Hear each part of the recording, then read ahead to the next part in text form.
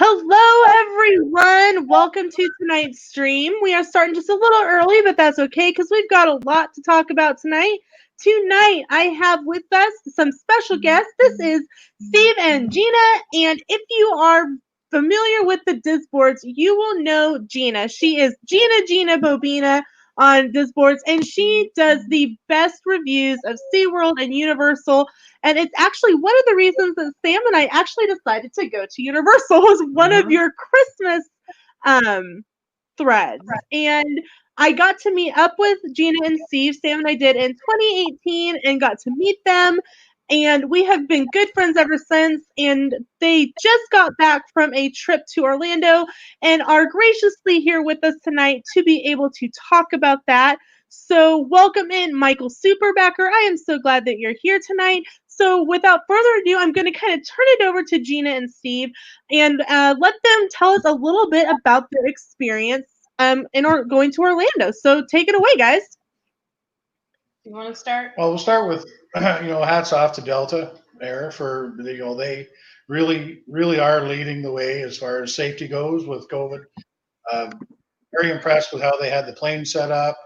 There was nobody in any of the middle seats in the coach section. We did fly first class, but that was also very sparse. 50% capacity. 50% capacity. They don't do the regular food service, but the little boxes that they supplied were good.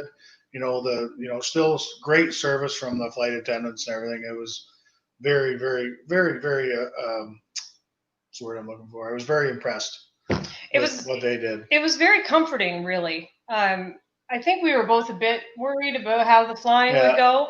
Even in the terminal, I don't know whether we got lucky with our fellow travelers, but everybody good there too, everybody in the terminal was wearing their masks, keeping their distance.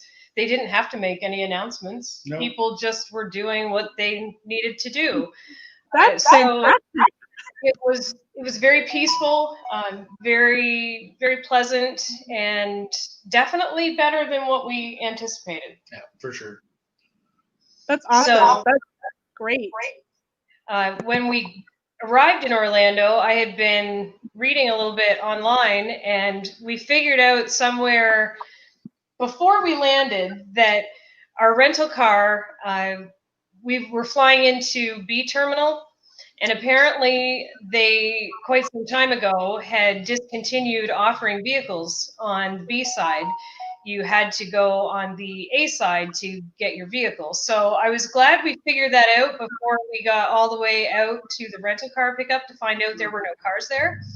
A little bit extra walking, but it turned out to be not as bad as what I expected that to be either. It was... A side's easier to get out of anyway. So It was. So that was, there was no line at all for rental cars. There were quite a few lines in the terminal for rental cars. Budget was lined up out the door. Budget was really bad. We were with Elmo. We had done the skip the counter and went right to the garage. Yeah. We were met there by an agent who came close enough just to see what class we had reserved, and she literally took us to a brand new vehicle and said, "Come here, I've got the perfect vehicle for you." Took us right there. We were in and out of the garage in 5 minutes. 5 minutes, yeah. In a 2021 Canyon GMC truck or Chevy Canyon truck. It was very nice. Woo! They're getting fancy over here on us. We were actually pretty lucky. We had booked that rental back in May when our May trip fell apart due to COVID. And we got a fantastic rate for the entire week. We paid $188, including tax. That is really good. We got a fantastic price for our rental for a weekend next year. And that includes, and we always get the gas up option so that we don't ever have to worry about filling it up when we bring it back. So and that included the fuel. Oh, wow. So that really is fantastic. Was a great rate. Did you want to continue on from there? Where did we go first? We went to SeaWorld. Yeah. So we went to SeaWorld for Beer Fest because it was the only time we're going to be there for Beer Fest. The Craft Beer Festival. Beer Fest was Oh, that was Busch Gardens. Sorry, beer festival. But that was good. Like we went around, we had quite a few really good food items. The wings were fantastic. The fish and chips were amazing. Fish and chips, like the piece of fish that I got was bigger than my fist, and so good, so tender, and everything like that. But then the wings, only got 3 wings, so it kind of evened out if you got both of them. But as far as taste goes, those were probably some of the best wings I've had since I moved to the U.S. for sure. The craft beer festival was very much the same type of format as Epcot Food and Wine, but on a much smaller scale. And on a Friday afternoon, we weren't quite sure if it was going to be really busy when we got there, not so busy. We had reservations because SeaWorld requires that you have reservations to get into the park. So we knew we'd be able to get in, but we had no problem at all finding tables to eat at. They were all spread out well and way more than 6 feet apart. Yeah. They were probably 10 feet apart. The staff were wiping them down very regularly. It wasn't. And SeaWorld also has people walking around holding the signs that you have to wear your mask. So there are people walking around reminding everybody all the time that there's to be masks worn and to keep your distance. So. And that day, compliance is pretty good. Yes. Yeah. Friday. And I kind of wondered about that because in the different groups that I'm in, there's been so many people complaining about SeaWorld and their mask policy, just they aren't enforcing it. So it's really good to hear that they were enforcing it the day that you were there. Well, they enforced it on that Friday, but then we went the following Friday before we went home, and that was a different story. Totally different. Yeah. We were only there for the morning on our final Friday, but there was a lot of people there that didn't want to wear their masks for sure. And we even seen them talking, somebody without their mask on talking to staff, and the staff not taking the time to correct them on it. So there's some things to work on for sure. It was very hit and miss. Busch Gardens was terrible for mask compliance, but I've heard that. Busch Gardens also has a much younger demographic for their visitors, and it was almost always the younger people. Oh yeah, it was definitely the younger people for sure. And it wasn't so bad during the day, but then as soon as the spectacular started, it was almost like the mask rule went out the window. Yeah. We saw more people without masks than we did with masks. Yeah, for sure. And we did leave early, so. Yeah. Well, I don't blame you. You have to feel safe. And I know, and I mean, I'm not a particular fan of the mask. I've got a fun little, acne line around my mask. And it's painful. I got a great big one on the first day. I've got some concealer that'll help you with that, Steve. Don't worry. But we don't like them, but we wear them because we want the theme parks to stay open. Because if people don't keep abiding by the rules or start abiding by the rules, we'll be shut down and have to start all over again. And when they put a rule in place, they need to enforce it. Either have the rule and enforce it, or don't have the rule and don't worry about it. It's frustrating to the people who follow the rules when the people who don't get corrected. And there are ways to do that kindly. Yeah, like we did go to 3 Disney parks as well on this trip. We went to Hollywood Studios, Magic Kingdom, and Epcot.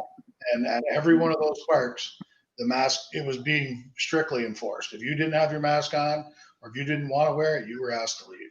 And so I think the fact that they did that, probably set the stage for everybody else. Because I'm going to say 99.5% compliance at those parks. It was so rare that we saw a nose at the Disney parks that when you saw a nose, we'd be looking at each other going, oh my gosh, that's the first nose we've seen in 4 months.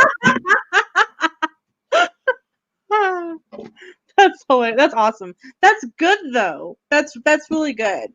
So tell us about Howl-O-Screams. How was it this year being the socially distant event that it was?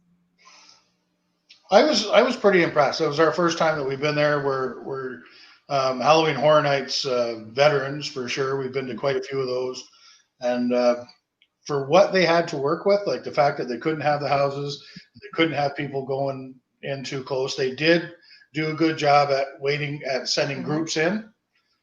So they would wait. You would send a group in, and then they'd wait, 15, 20 seconds or more until the group in front passed a certain point, and then they would send another group in. So they did do a good job there. And as far as the scare actors and everybody went, They were great. They were fantastic. They really did a good job.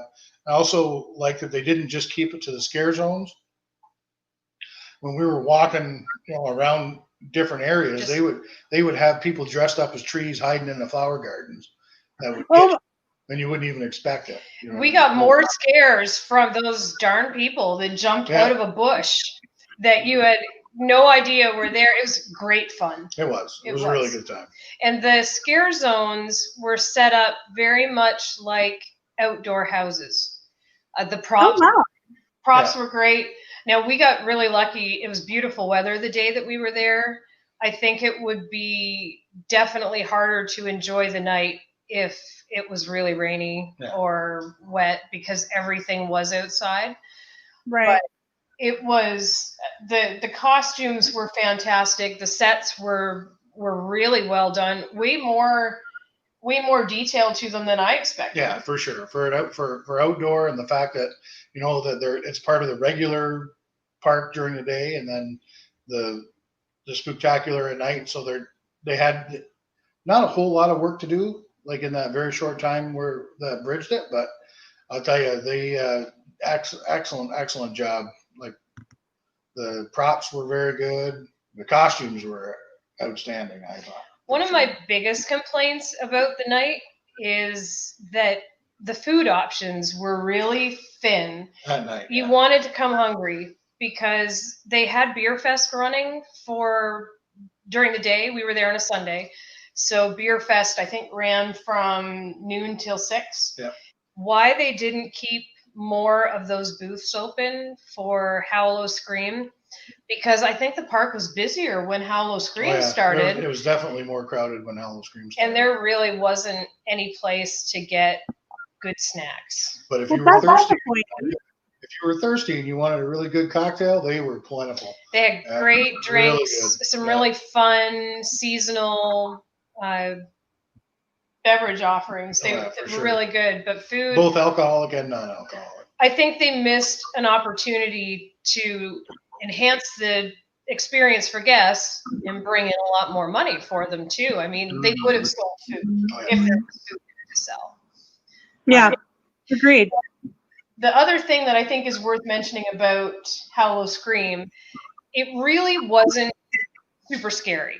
It was really fun. That was more the theme of it, like very Halloween themed fun. But a couple of the scare zones were just pure fun. Like the Day of the Dead. The Day of the Dead scare zone, it was fabulously done. The music was great. The dancers were just a joy to watch. We wanted to hang around there because it was so entertaining, but it wasn't scary. It was just Halloween fun. So I think that sounds like something I'd be able to handle, because you didn't do so well with it. Horror Nights scared me so bad.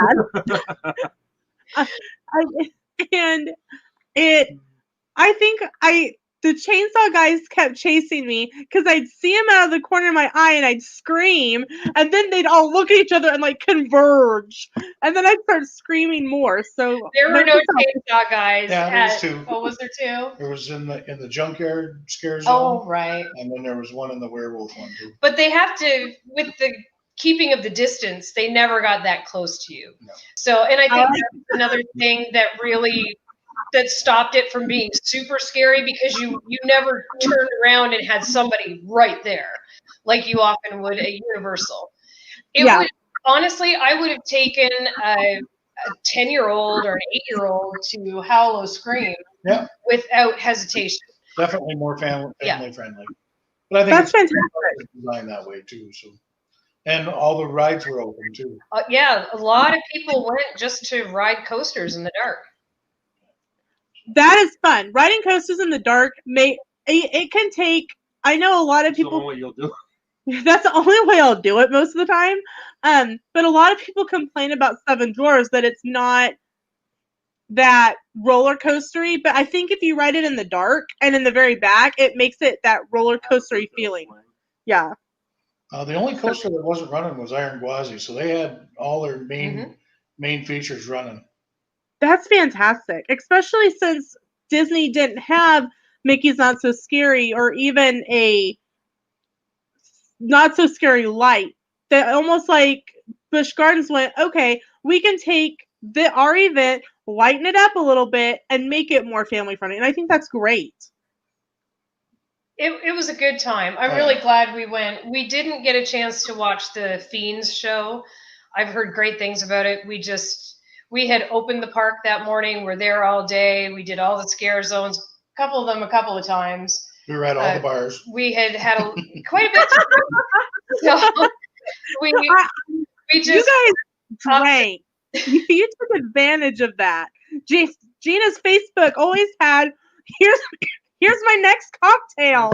And I'm like, where's mine? Send it through the phone. In our defense, we hardly paid for any drinks. With all of the past member perks right now for SeaWorld and Busch Gardens, we had free drinks every time we turned around. I think we ended up with like 8 of any kind freebies. So, 4 each night. That's good, especially when you guys really didn't pay for. You're like, this is pretty much a free trip. I have to give a real shout out to SeaWorld. They have been incredible to their pass holders through this whole COVID thing. We felt like SeaWorld royalty. Yeah. Every time, they would thank us for being pass holders every time we would go in. There was always, every day that we went to the park, there was something new loaded on our passes that we could get free food samples or free drinks or just the $10 free that you can spend anywhere in the park. Like you had all that on. We had we each got 10, so there's another $20. So there's another 3 drinks. You know what I mean? Like, it was really money. He counts how much can I get? How many drinks can I get? It was hot. In our defense, it was hot. We needed to stay hydrated. It was in the 90s for sure. So. No, you do not have to apologize to me. No. What happens on vacation stays on vacation. Exactly, unless you post it on Facebook. That's right. With COVID and everything, this wasn't really a trip for rides. We did concentrate more on food and wine. We did food and wine at Epcot. We did the beer fest. We did the tours. Did a lot of tours. Festivals. So we tried to stay away from. I don't want to say away from people, but try to do things that would be a lot safer to do than not. So tell us about your resort. How is your resort different than when you normally go?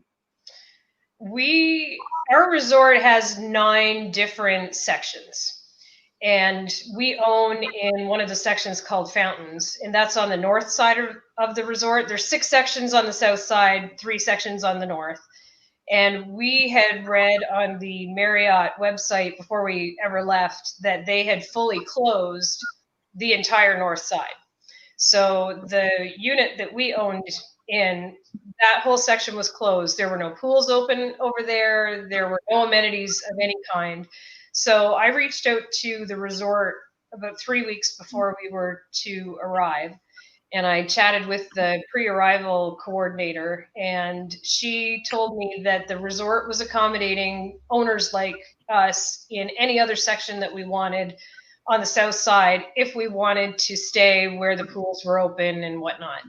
So we decided, sure. I mean, we try out a new section. The whole resort's beautiful, so it doesn't really matter what section you're in. And for us, we didn't want to be marooned over on one side where we'd have to get in the car and drive over to have a swim at night.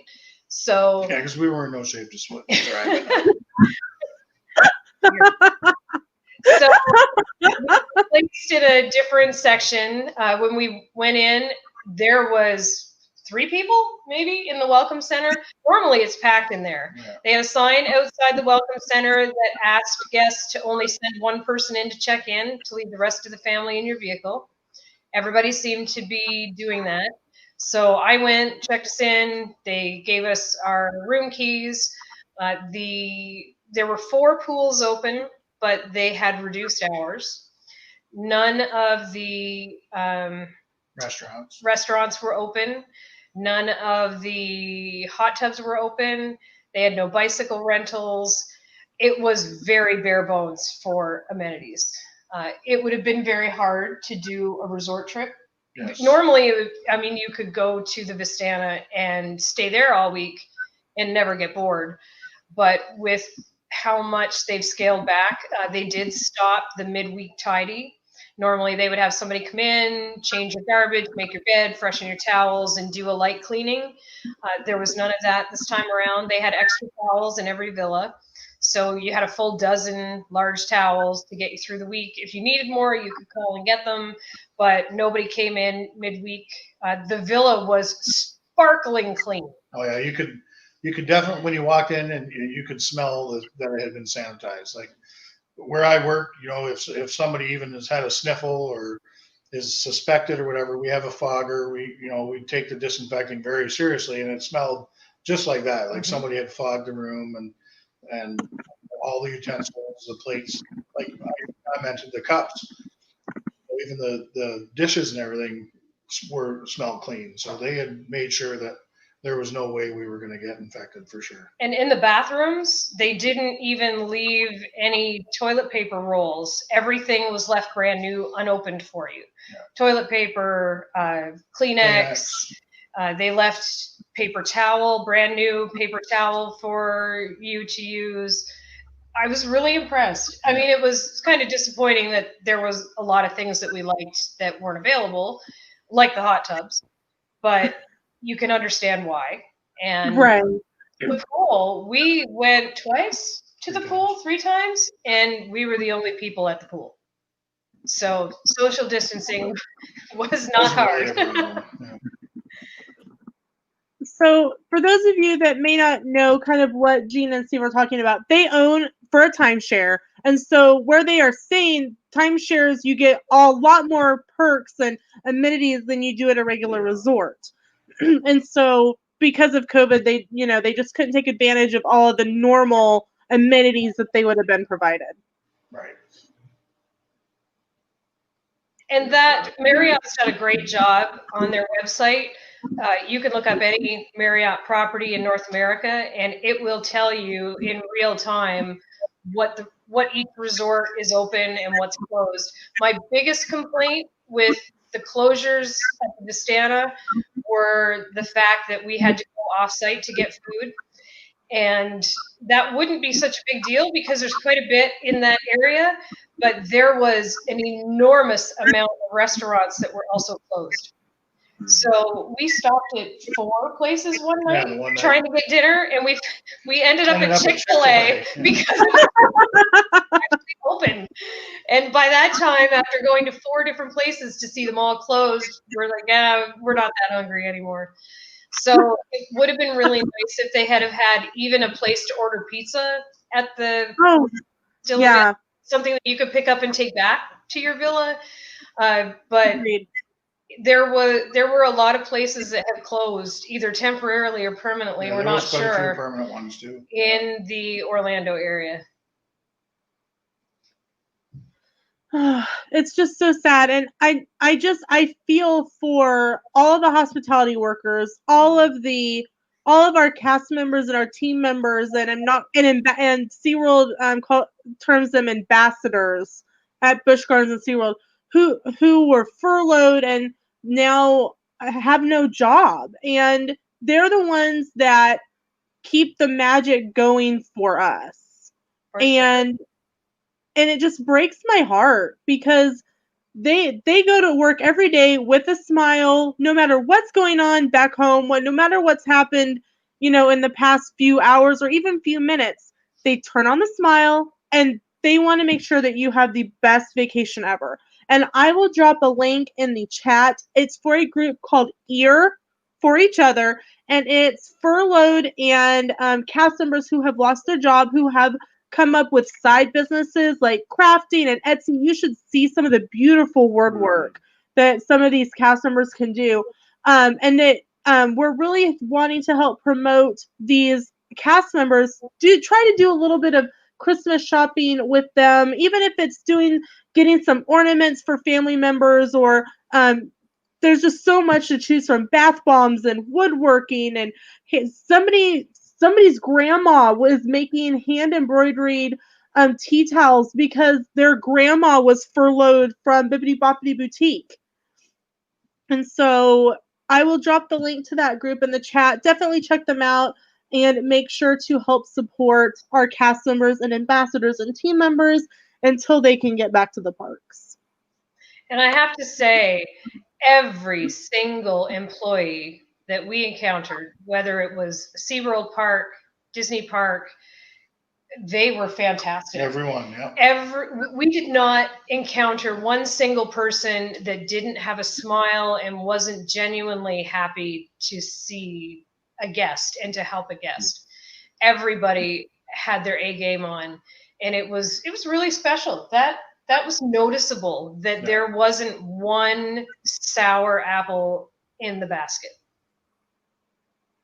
Good. That's fantastic. Exactly. The last trip was quite huge. Yeah, because they have every right to be upset, and their friends are being laid off, or they're so worried about their job, but they still want us to have the best trip that we can. So I did just drop that link to Facebook in the chat. If you are interested in checking it out, please make sure to do so. Also, Mrs. Galaxy, she posted here in the chat. She is part of the YouTube channel Touring the Galaxy, and both her and her daughter are furloughed cast members, and they both have Etsy sites, so you can find those via their Facebook for Touring the Galaxy and their YouTube channel. Cool. Awesome. So what do you feel? I know that we touched on, I know. Did you get your free mask from Busch Gardens? Yes, we did. No, we didn't. It came in the welcome pack. From that was SeaWorld. That was Discovery Cove. Oh, you're right. That was. We did not get our free mask from Busch Gardens. They were only giving those away on one weekend, and we were not there on that weekend. So we did purchase a couple of masks from both SeaWorld and Busch Gardens, but I got to tell you, they fit like crap.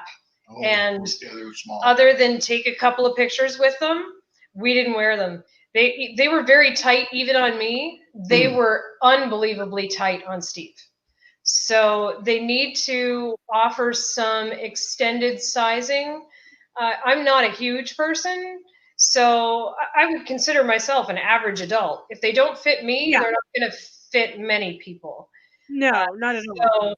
So they were really cute, and I was just really bummed that we couldn't wear them because I bought a cheetah one and a lion one or a tiger one, and they were adorable, but they fit really, really badly. And one thing, and that's so disappointing. I know. What we did find with the masks is Gina found like the paper surgical masks. We wore them pretty much the whole time on the trip and didn't have any issues. Like I definitely prefer those to the cloth ones. We did get the expensive Under Armour ones, but as far as comfort and everything go, those paper ones were the best ones. Like if you look at Gina's Facebook, you'll see we had all the different prints and all that kind of stuff there. But Gina coordinated masks and shirts. Her they're every day. If you wear them, you might as well have some fun with them, right? Yeah. Exactly. Every day had new masks and new matching shirts. I always got up and went, "What are Gina and Steve wearing today?" Well, and Gina got like a pack of 50 of these masks for like $15 on Amazon. So it was nothing. Like when the mask was used up, you threw it out.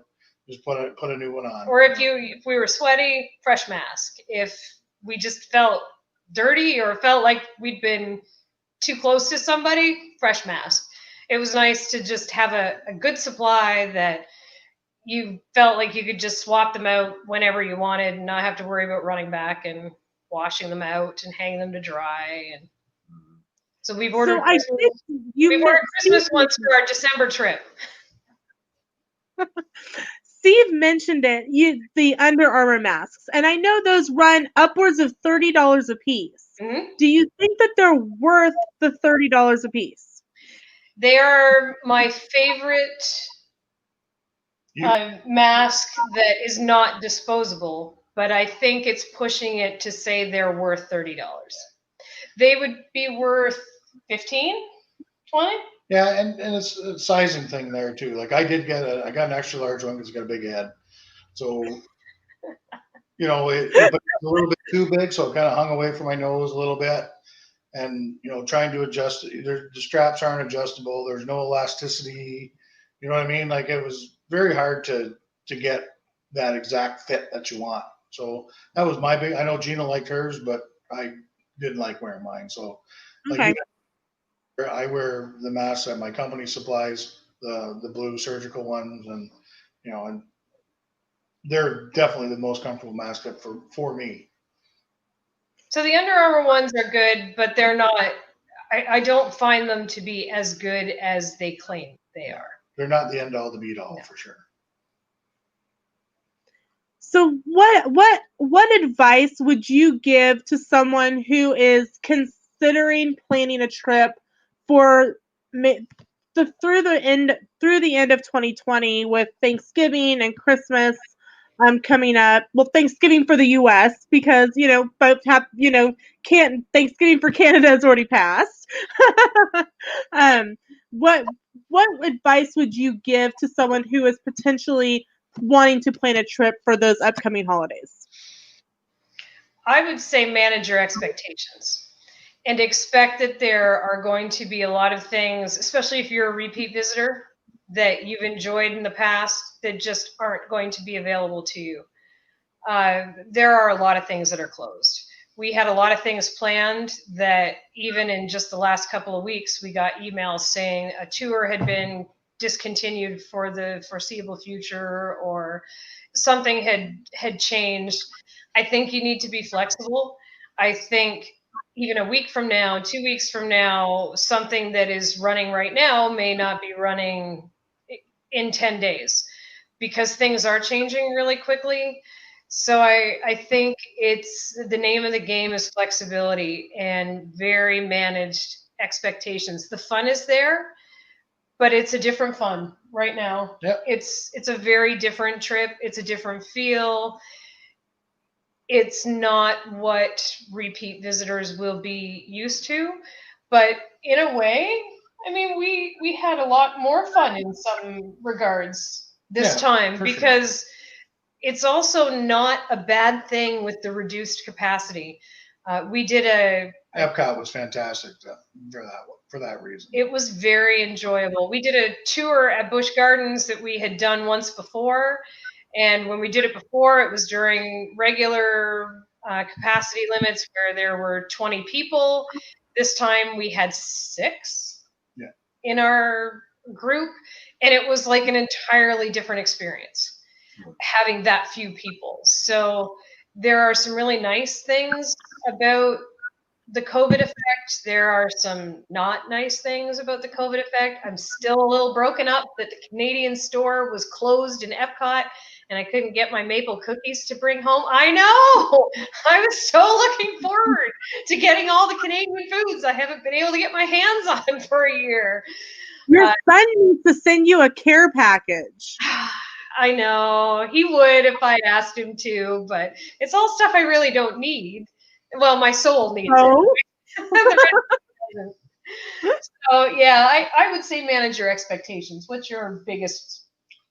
Yeah, for sure. Like, you know, the parks are operating at a reduced capacity. So the line waits, you know, like even at Hollywood Studios, which was, in my opinion, still overpacked. I think they need to they still let too many people in there.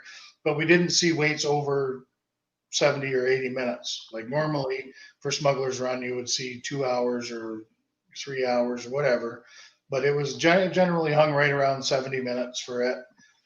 We were first time ever we were able to get a boarding pass for Rise Rise of the Resistance. Resistance. It was fantastic. It was an amazing ride. If there's one thing you do there, that's got to be it for sure. I didn't like it.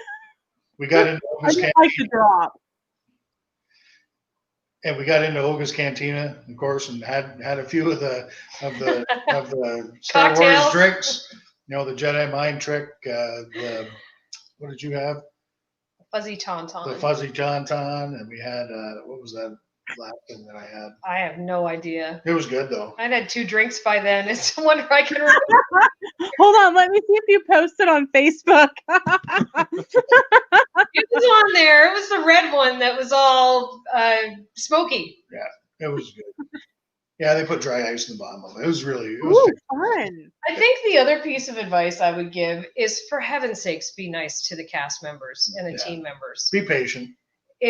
We know a couple of cast members, and they're getting crapped on by a lot of people, especially when they do try and enforce the rules that everybody knows what they are before they get there. And if they don't know what they are when they get there, there are signs everywhere and audio recordings and everything telling you. And they're still getting a lot of flack from certain people who just want to be crappy individuals. So we made a point of telling everybody that we had a chance to talk to how great of a job that they were doing, because I really think they need to hear that. Yeah, like even the boat captains and the guys that were working at the transportation authority there. We took the ferry over and back when we went to Magic Kingdom, and you know those guys did a fantastic job keeping everybody safe. Like the way they have it set up is awesome. Everybody's got dots on the pier, and then those dots transfer to dots on the boat. You know Oh, wow. So that's how they make sure that there's no people getting too close. So every party has their own dot. Like it's really, really well done. Really, that's fantastic to hear. The ferry is Sam's favorite, and we haven't ridden it since 2014. Sam! Because I said to Gina, because normally we would take the monorail, or I think monorail is normally how we would go over there. But we actually beat the monorail people there. Like the monorail, at the same time when we got there, got to Magic Kingdom before the other monorail did. So I think the ferry is probably one of the fastest ways too. Well, and I think it's also safer right now because you're open air. Again, we did everything we could to stay outside when you can. Does it help? I don't know. We figured it can't hurt. And another thing to keep in mind is they've changed the queue lines a lot.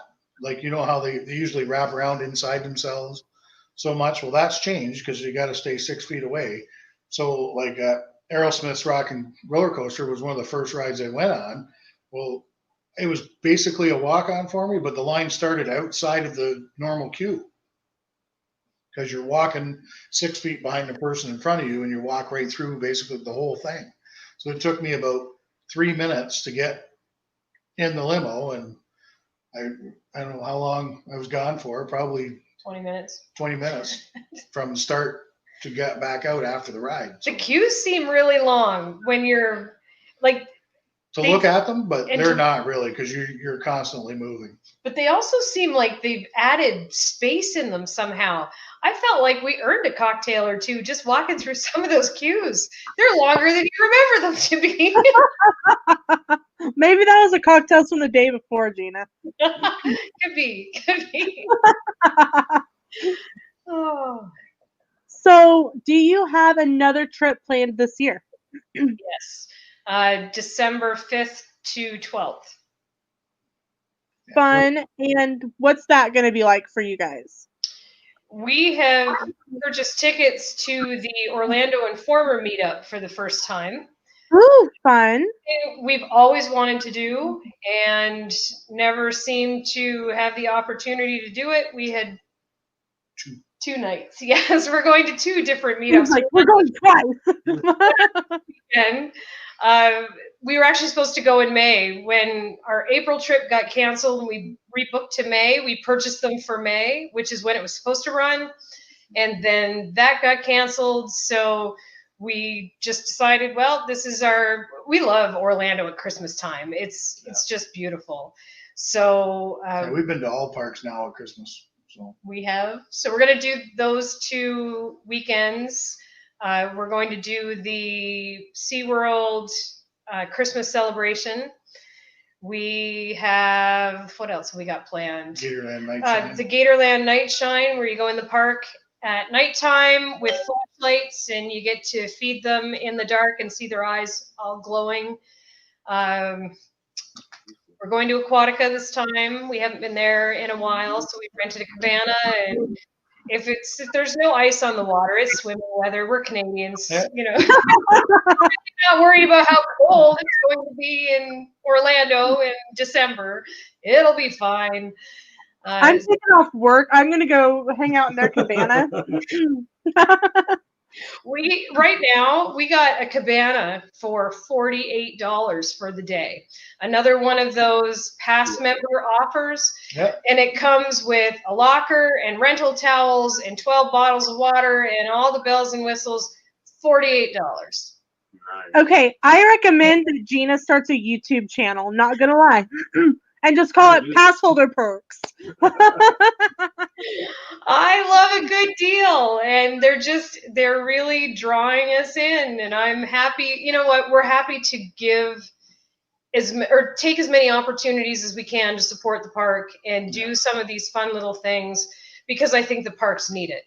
And when they're offering these kind of deals, it's win-win. It's an opportunity for us to give back to the parks with some extra revenue, and heck, it makes for a really, fun upgrade here and there for us. Yeah. So Definitely. We rarely take a year off being a SeaWorld pass holder, so. Gotta love our SeaWorld. That's right. Well, thank you so much to Gina and Steve for coming and hanging out with us tonight. You guys will have to come back after you get back from your December trip and tell us about the Orlando Informer Meetup, because I think if you don't know in the chat what that is, it's a website podcast, and they buy up the park, and you buy tickets, and it's free unlimited food. That's why Steve wants to go. He just wants to go eat. And drinks. It's my goal to have every form of butterbeer at least once. I will enjoy a hot butterbeer for you in a couple of weeks, Gina. Yes, that's one I've never had. We've never been there at the right time to have hot butterbeer. So I'm looking forward to hearing whether you like it or not before I try it. Great. It'll all be based on my opinion. Oh, no pressure. So in the chat, thank you so much for everyone for coming and hanging out with us. And like I said, you can find Gina and all of her previous trip reports on Disboards under Gina-Gina-Bo-Bina. I love her name, by the way. If you are thinking about going to Orlando during the holidays, you can find some of her trip reports from previous years. Like I said, that's what really encouraged Sam and I to step away from Disney for a year, try out SeaWorld, try out Universal, and in the process, we also gained some really great friends. So thank you, everyone in the chat, for coming and hanging out with us tonight. We will see you another night. Bye. Thanks for